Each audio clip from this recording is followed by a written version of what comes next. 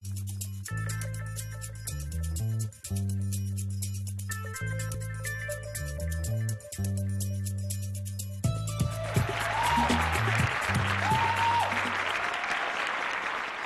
hello, my name is Kechi Okwuchi.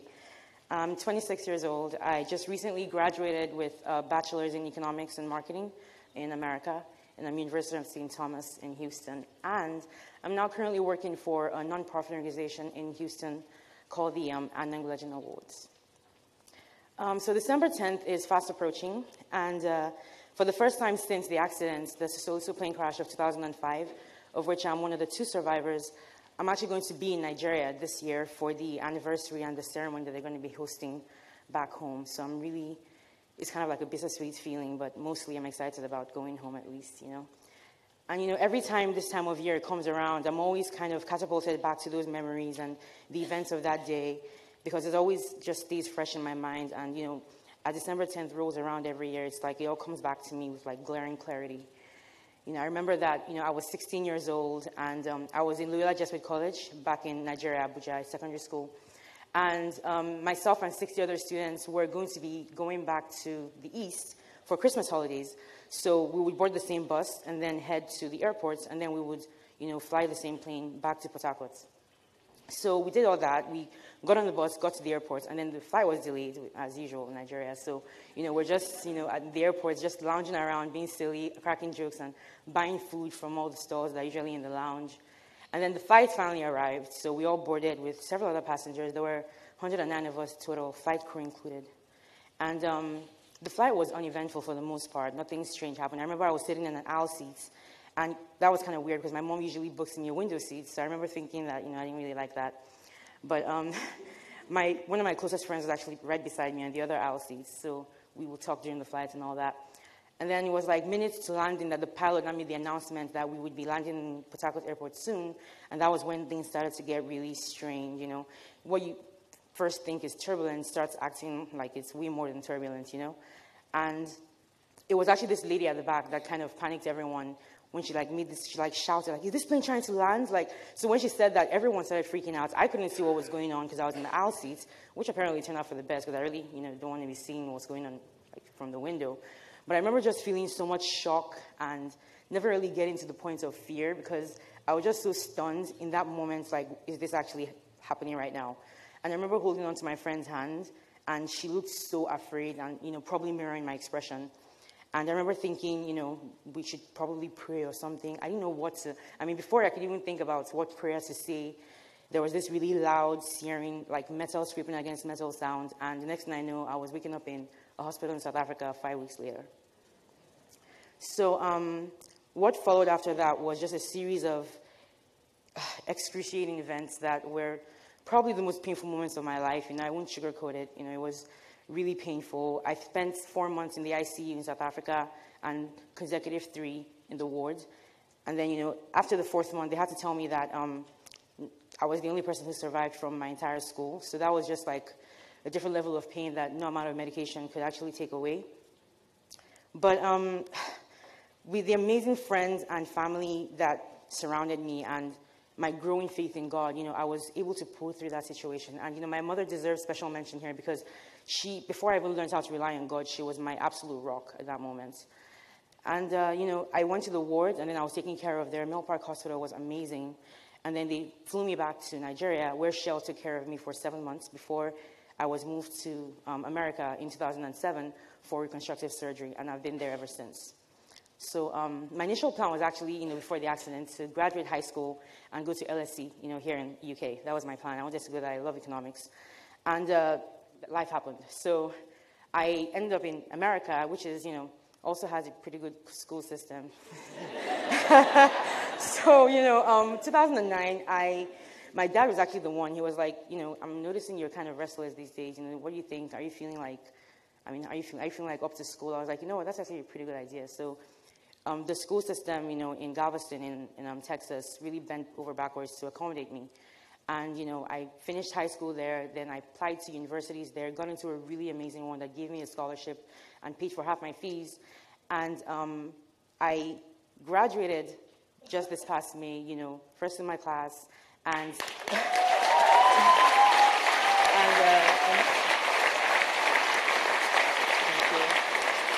And I was even able to deliver the commencement speech at the graduating ceremony. So like, it was just a combination of the entire college experience, really. And I really felt standing on that stage, like all the other kids that passed away during that accident were just like right behind me. And I felt like I'd accomplished something like on their behalf. That's how I felt.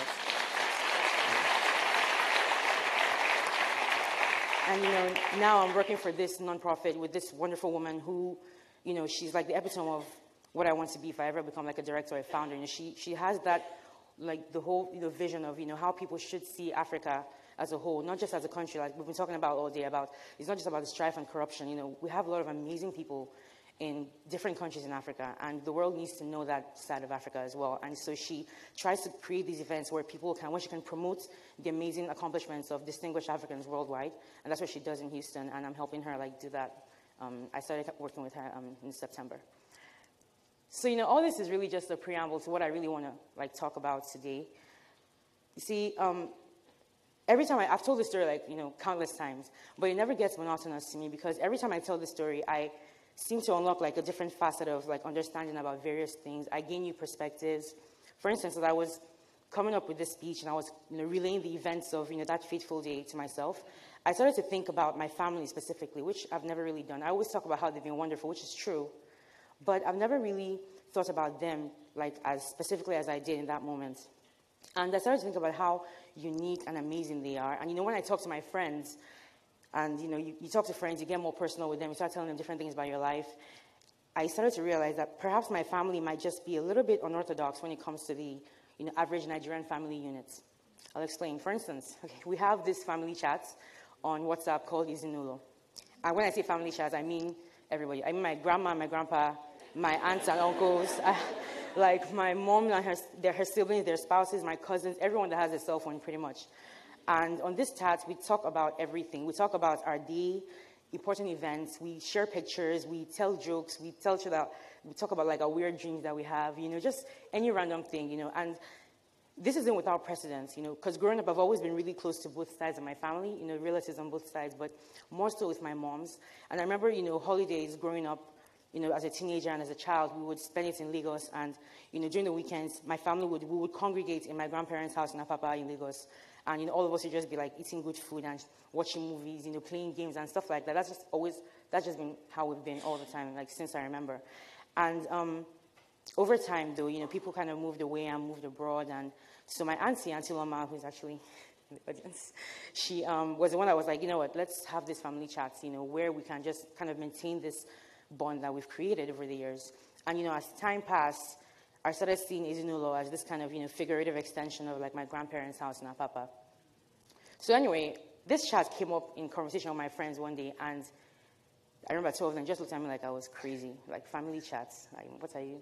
I mean, I understand siblings chat. You know, they were like, you know, I have my cousins and, you know, my fellow siblings, same age people in the same chat. Okay, that's fine, but you know, add my parents and their parents and uncles and aunts, and it's just like everybody just be quiet every day, like, you know. So, you know, that kind of surprised me. Not because I thought that every Nigerian family has a family chat or something. It's just that had been my reality for so long that I kind of never thought about how maybe odd it might be. And so that kind of made me realize maybe my family might be a little bit different in the kind of relationship that we share.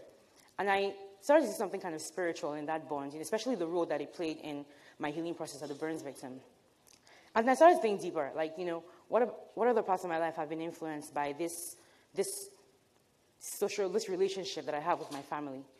And, you know, what about, you know, choices I make with, like, you know, friendship or, you know, romantic relationships or the potential of them thereof, or, you know, my career, my education, my faith, day-to-day decisions. And I realized all of them, every single one of, like, parts of my life has been influenced by my family's relationship with me.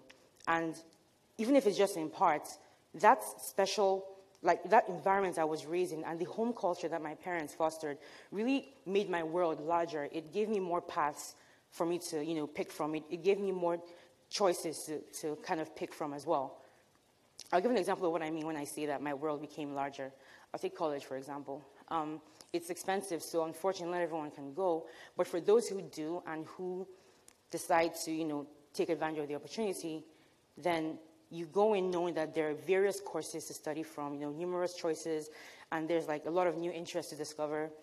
But, growing up in Nigeria, as a Nigerian girl going to college, I come to college with this preconceived, notion, belief bred by my society that there's only very few courses that matter in college.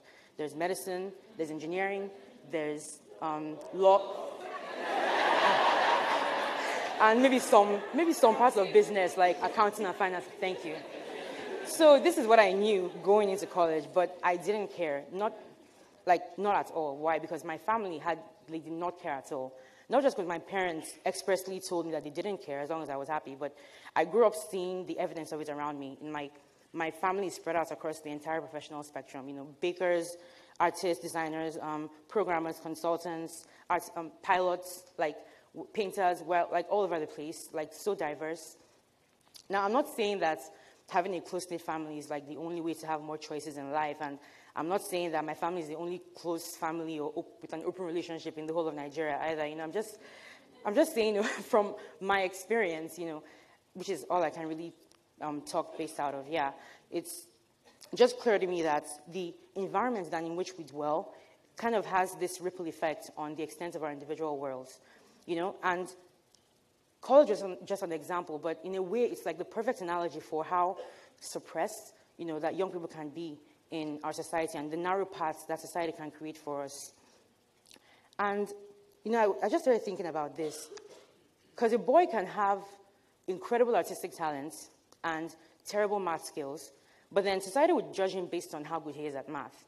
And then he would go on to, call his talent a hobby, and then he would go on to college to pursue, kind of find his worth in some subject that he has zero passion for, which would lead him down this path of complete unhappiness. Despite all this, there's really no narrower path than the one that a lot of my fellow female Nigerian friends end up on. There was this game that was trending 2 years ago in Nigeria, and it was this game where young girls could measure their bride price based off certain criteria. And under education, your bride price increases when you finish high school. When you get your bachelor's, it goes up. Get your master's, it goes up more. And then you get your PhD, and it just drops exponentially. What's that? I was so confused and baffled. So there's such a thing as an overeducated, unmarried young woman. What's that? And, I laughed because it was funny, yeah, but, I couldn't deny the serious underlying metaphor for just how suppressed women can be in our society. Because how you have that boy that is being judged by his math skills, we have young girls that are kind of forced by societal traditions to believe that their entire worth can be based off something like marriage. And this is actually a worldwide phenomenon. This is not something that happens in only Nigeria. It's just, I'm Nigerian, and this is the environment I'm more familiar with. So this is what I saw a lot of, and I see with my friends. And, so, it just made me really think.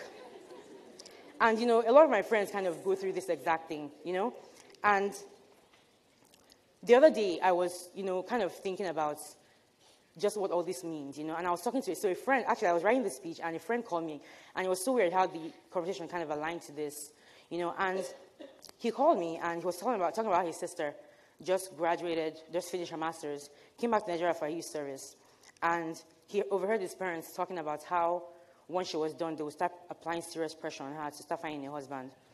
And I could tell that he was so baffled himself, because he was like, what about finding a job? What about finding some independence, finding herself a little before jumping from her father's house to her husband's house, so to speak? Here's what I believe. I believe that our parents want us to be happy, no doubt. And this is why they work so hard. Put us through primary school, secondary school, put us, if they can afford it, to the best colleges they can possibly send us to, because they know that there's more out there in the world for us to know, more than what we already know. So we go out there and we get the education, we get global perspectives, new ways of thinking, but then we're still expected to come home and kind of, conform back to the old ways. And this happens a lot, and, it's not just in Nigeria either. It's just that, and I'm not saying that everybody that goes abroad and comes back faces all these problems, not even those who stay at home for higher education. It's just a fact that there's a higher number of young people who, especially girls, who are kind of forced into these narrow paths, with marriage more or less usually being the end goal, especially for a young girl, So this kind of made me really think about this phrase that I learned in one class, Principles of Management. Incidentally, the most boring class I had while I was in university. the professor was really awesome, but the material was just really dull to me. But in that class, ironically, she said something that always like resonated with me, and it was, know thyself. Very simple Greek saying. She wrote it on the board, and she went on to explain how the next few years of our lives, like in college especially, would, every choice that we make will center around this phrase, knowing who you are and knowing yourself. And, I've always kind of felt like fewer things are more important than the journey of self-discovery and, trying to find out what you like and what you're passionate about and then using it to do good things. So I think that's why I kind of connected with that phrase. Fun fact, my first test, I had a 67 in that class. And I knew that at that point, an A at the end of the semester was not possible. So I should at least work hard to maintain a B. So in the grace of God and, sheer cramming, I was able to, I got that B. But, I was able to kind of learn something about myself at the end, which was the fact that, I would not be doing management as a major in college. It won't happen. So, I just like how I was able to apply what I learned, like that whole know thyself theme, into that same class I learned it in. But, here's the thing. I feel like when we're born, God gives us all these, like, paths before us. But then a lot of times society and our families can tend to close off some of these paths, even though they mean well. But, just imagine if every young person, every young girl was given the freedom to just explore her true passions without the burden of expectation or direction. I feel like a new, different society would definitely emerge. If every young person was able to just go out there and use their full potential, I mean, you know how people say that when you do what you love is not work? I feel like if everybody was actually doing this, like, society would undoubtedly thrive, And I've seen a lot of progress in this, actually. I have, like, because my stories are always about my friends. They're so interesting. So there's this friend I have, childhood friend. We grew up in Aba. And her mom called my mom and was telling her about how, their daughter wanted to study filmmaking in college. And they told her, okay, that's great. Go and get a real degree first, and then we'll talk. So my friend went, got a law degree. Then apparently she came home and, like, flung the degree into her parents' face. And I was like, oh, yeah, take your law degree. Can I go and do filmmaking now? And I just found it so funny. Her mom was laughing on the phone, and it was so hilarious to me. But, I mean, see what happened here. Rather than telling the daughter, like, which nonsense filmmaking, I'm not going to pay for that filmmaking nonsense. They tried to meet her halfway and told her, get a fallback degree, and then we'll, you can go ahead and pursue your less conventional passions. And from a parent's point of view, I can actually understand that because parents want their kids to be happy. They want them to have stability, to make money, to be happy. But a lot of times, those three things don't always go hand in hand. And society, even our families, tend to, like, focus a lot on the first two and forget how important happiness truly is.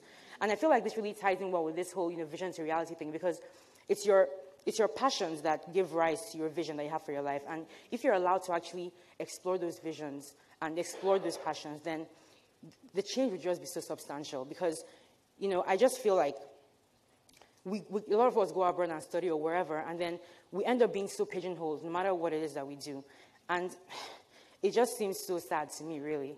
And I have another friend who wanted to study psychology from high school, all the way from LJC. And her dad told her to get a business degree first. So she suffered through 4 years of undergrad getting her business degree. She hated it. But now she's getting her PhD in psychology. And she has a master's in criminology under her belt. And her vision for her life is to go back to Nigeria one day, start an organization where, she talks about how, like, to promote the health of the importance of psychological health in, people in Nigeria, especially with this whole Boko Haram thing. There's a lot of displaced refugees all over the place that, people are not really focusing on the importance of their mental health. And the thing is, everybody that grew up in Nigeria knows that there's a stigma about psychology. It's like, when you say psychology is crazy person, madness. But there's more to it than that. And she's aware of this stigma and the obstacles, but it just drives her further, makes her more determined to achieve what she wants to achieve. And this is what I'm talking about, because she's finally doing what she really wants to do, and no obstacle looks too big to her. And there's a lot of people that I feel like are so passionate about so many different things, more than medicine and law and engineering. But then there's no opportunity to explore those other passions, Personally, for me, when it comes to the whole, knowing myself and applying, my vision to myself and making it something that's real, it's been an obstacle course so far. But my way has been to rely solely on God. I'm not saying that, being a Christian is the only way to know who you are or find your vision. I'm just saying that's my way personally, because my faith is an integral part of me, and I try to include God in every single part of my life, in every decision I make, and more so after the accident, for obvious reasons. And I've always felt like my family has been that backbone, helping me to grow. Whenever I get lost or confused, I'm confused about something, and I get confused a lot when it comes to my faith, because the Bible can be a little confusing sometimes, so I need lots of guidance when it comes to that. And my family is always there, and I feel like God really gave me the family he did because he knew the kind of obstacles that I would face in my life one day. But because of them, I've never felt the need to conform. I've never felt like, I need to make decisions based on my physical appearance. I've never felt like my scars define me. And I've never felt like, anything that I have to do will have to be dependent on, what I physically look like. I make decisions on what I like, who I am, what I believe, and never on what I look like. And that's how I've been doing things.